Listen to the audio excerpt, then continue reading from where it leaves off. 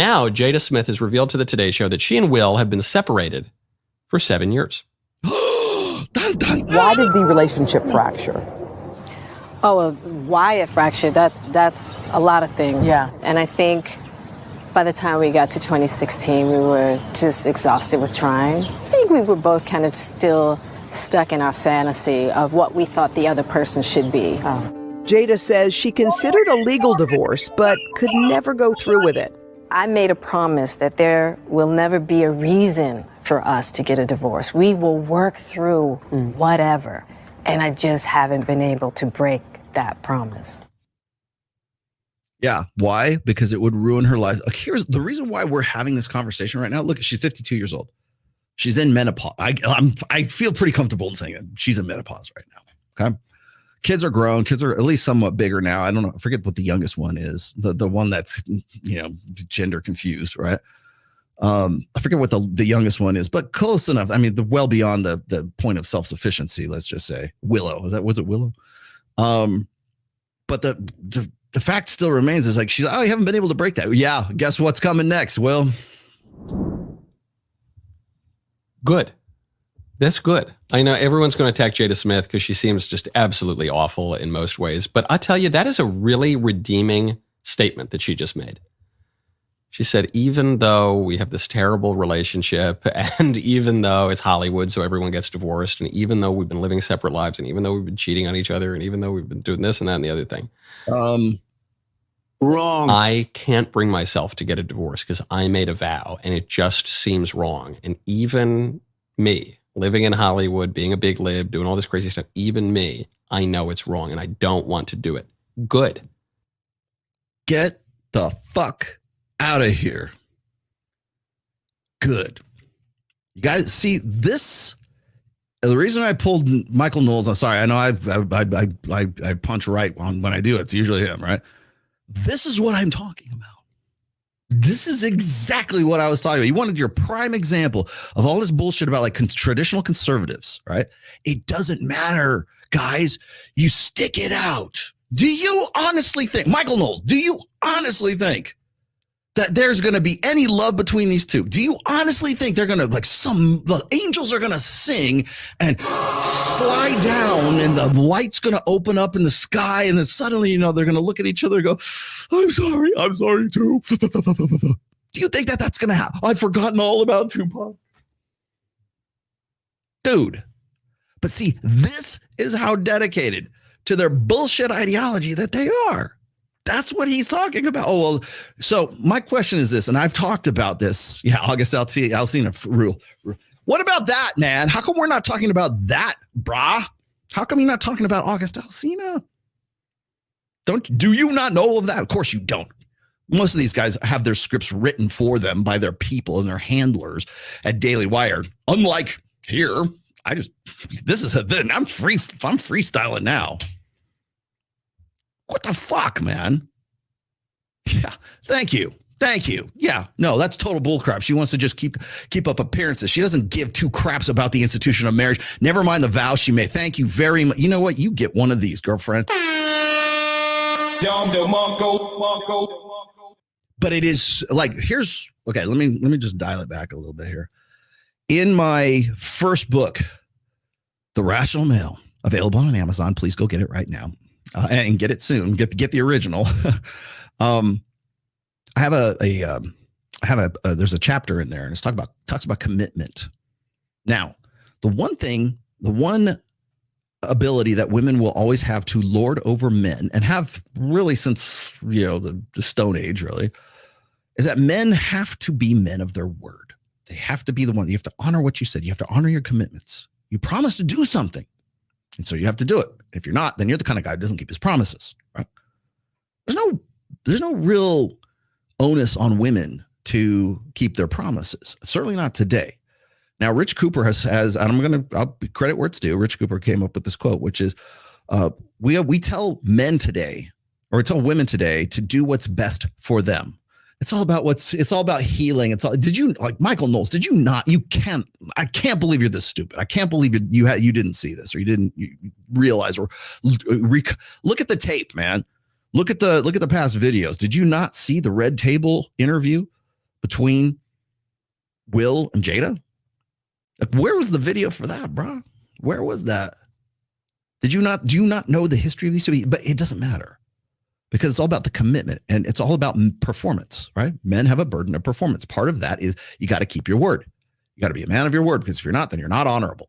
Well, that comes back down to debt and what we owe and everything else. Got that. But for men, honor and duty and loyalty and everything else means something entirely different than it does for women. There is a separate standard of justice for men than there is for women. We hold men to a much higher standard than we do for women. And always will, always have, always will. So when women want to say, oh, we're equal, we're 50-50, we're in an egalitarian, we're just as smart and just as heavy and just as hard and just as strong and just as, whatever. Anything you could do, I can do better. We're all equal. No, we are not. There's a separate standard of justice for men and for women. You don't believe me? Go look at the punishment that's meted out for men and for women. Women, has been studied since the mid-90s.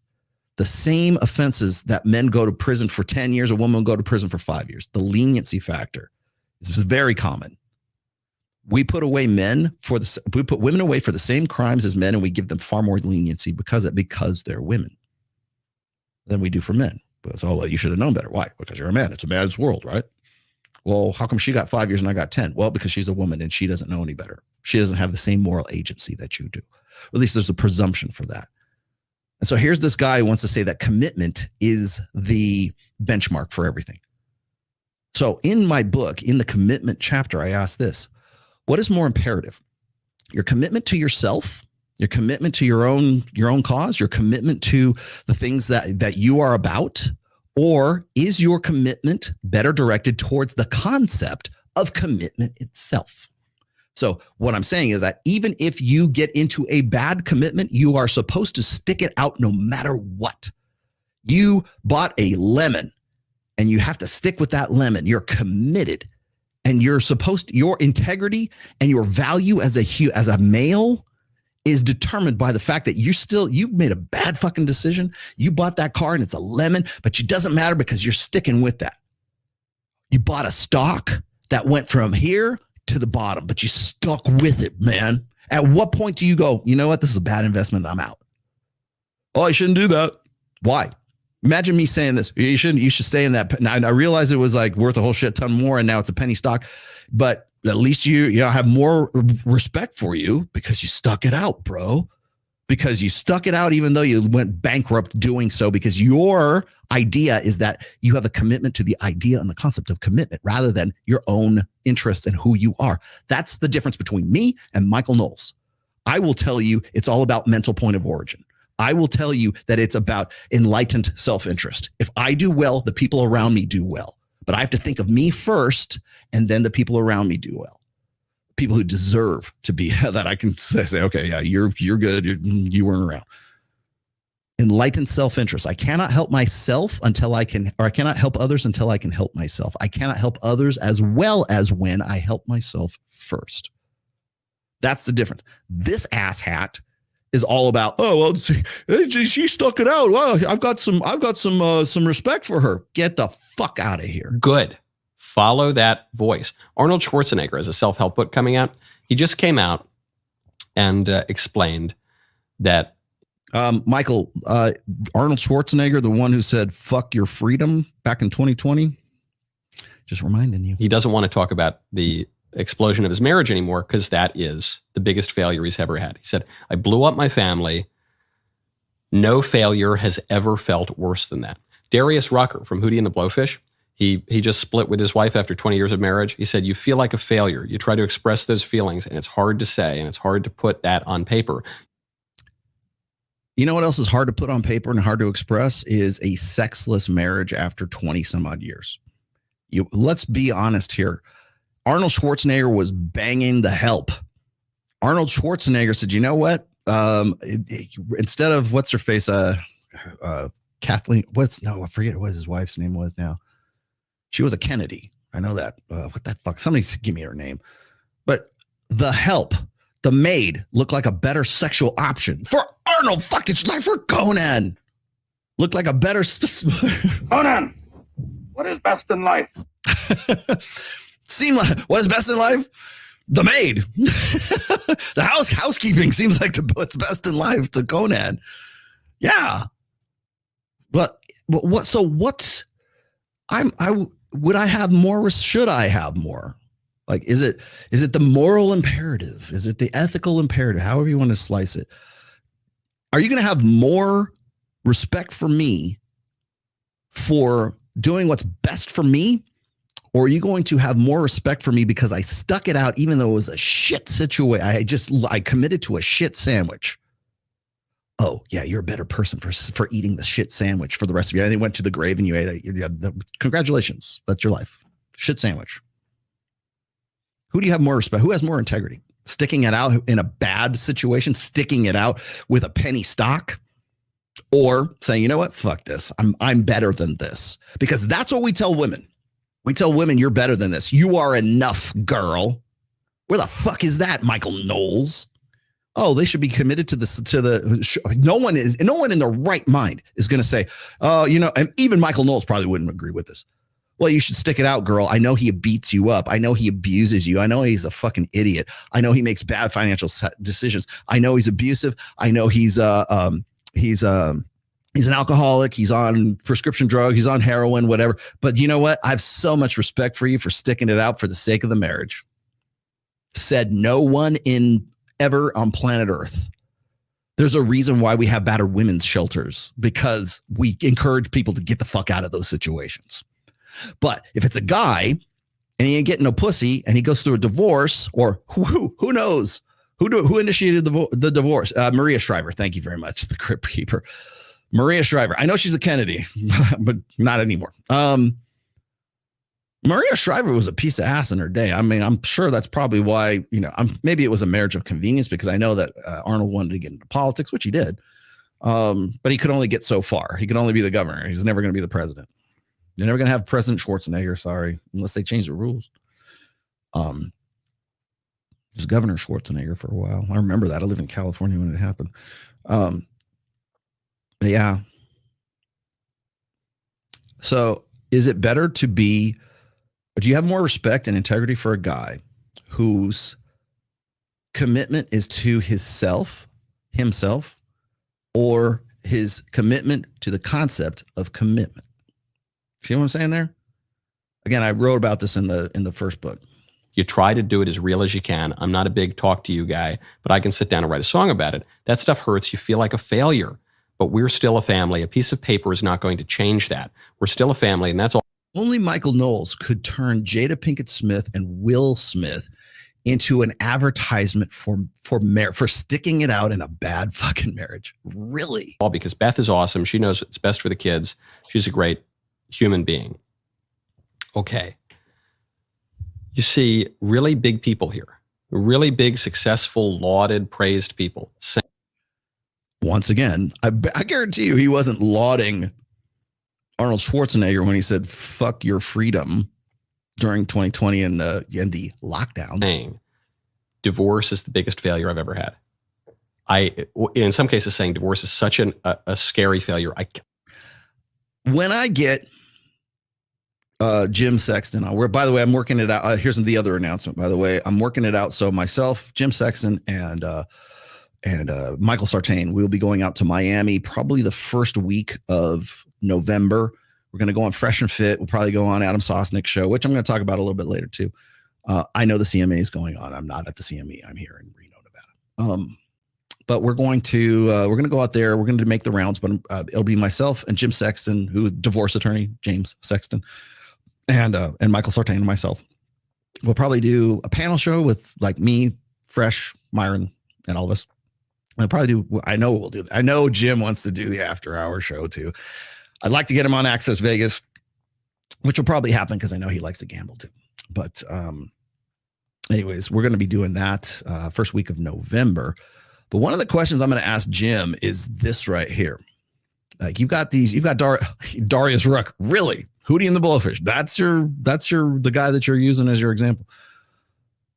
And Arnold Schwarzenegger. Oh, it was the biggest mistake I ever made. Yeah, but you know what? Privately, are you talking to these guys and they're saying, God, thank God I'm out of that. I'm actually getting my dick sucked finally. Are you talking to the guy who is being like losing half of his, like $400 million is now down to $200 million because he was in a sexless marriage and he was getting hand at the Asian massage parlor because it seemed like the best solution instead of like cheating on his wife? Does that factor in to your assessment here, Michael Knowles? Because I would really love to have you on that show so we could all sit down and talk about that. But I'm not going to sign your NDA for it. I can't bring myself to do it, even though we're separated. Some people saying I did get divorced and I'm rich and I'm famous and I'm powerful and I'm this and I'm that. I was the governor of California and it's the biggest failure ever. Even huge stars are claiming that the biggest failure they could possibly have is divorce. You have two, bro. And you're also not talking to them privately. They're going, yeah, it was my biggest mistake, or it was my biggest failure. It doesn't mean they aren't glad they did it. They might feel bad about it. They might think, you know what, man, geez, I really wish I would have stuck it out. I'll tell you this. If Will Smith divorces Jada Pinkett Smith and he starts knocking it out and starts actually living a better life, are you going to do a video that says, you know what? Sorry about all that bullshit.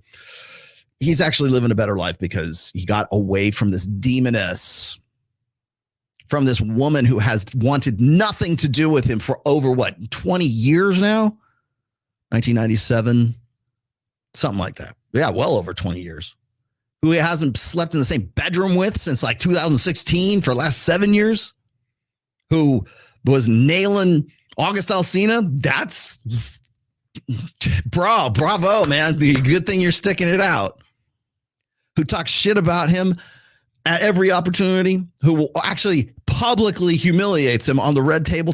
That's your benchmark for wanting to stick it out, man. Well done, Michael. Jada Smith saying, even with our awful marriage, I can't bring myself to do it. And then, yeah, it's called codependency, you fucking moron. She's codependent. So is he. Go watch the Oprah video. For fuck's sake, man. I'm Hootie and the Blowfish over here, Darius Rucker, makes an even more insightful point. He says, we're still a family. He says, even though we've been divorced, we're still a family. Of course they are. You have had sex with that woman and you have children with that woman. You're going to be family till the day you die. It doesn't mean it was a good decision or a bad decision. It's just like, come on, man. We got this piece of paper that says we're divorced, but we're still involved in each other's lives. We can't pull away from one another, which is an observation that some of us have been making for years. Divorce is, practically speaking, almost always impossible, especially when there's kids. So, the church says, the Christian, we're not. Oh, yeah. Okay. I'm done with this guy. Pull you out of there. All right, so he's going to get religious. But I just wanted to use that because he just goes on and on. I can use that, but that's what I'm talking about. So when we start talking about marriage this and marriage that, it's you live a healthier life because you're married. You make more money because you're married. Yeah, because you have to, man. Everything is spin. Everything is spin. Now, I live in a really great marriage. I can say nothing but good things about my marriage for sure, because I have a unique relationship with my wife. And you know what? There are other guys I know who also have unique relationships with their wives too. And they actually live and still have a really great relationship. But I'm not going to tell Will Smith to stay in that fucked up situation, no matter how good my relationship with my wife is. Like, who isn't seeing this? Like, what am I taking crazy pills? What'd you say? I get that Michael is Catholic and I am too, but you shouldn't give this chick any credit when she's humiliated her husband and treated her marriage like an accessory. Yes. Jesus Christ. And I'll tell you, I can't like run him up the flagpole too much because I love how it's an opportunity to say, well, look, even as bad as it is, they're still sticking it out because because they're too afraid to pull the Band-Aid off to say, hey, you know what? Just because Arnold Schwarzenegger says, hey, it was the biggest mistake it was my greatest failure. Yeah. Like the guy who lost 200 million of his 400 million, lost 200 million dollars of the money that he made that he had to bust his ass for. His wife was, because he divorced his wife and he was getting handies at the Asian massage parlor. That story that Jim Sexton talks about.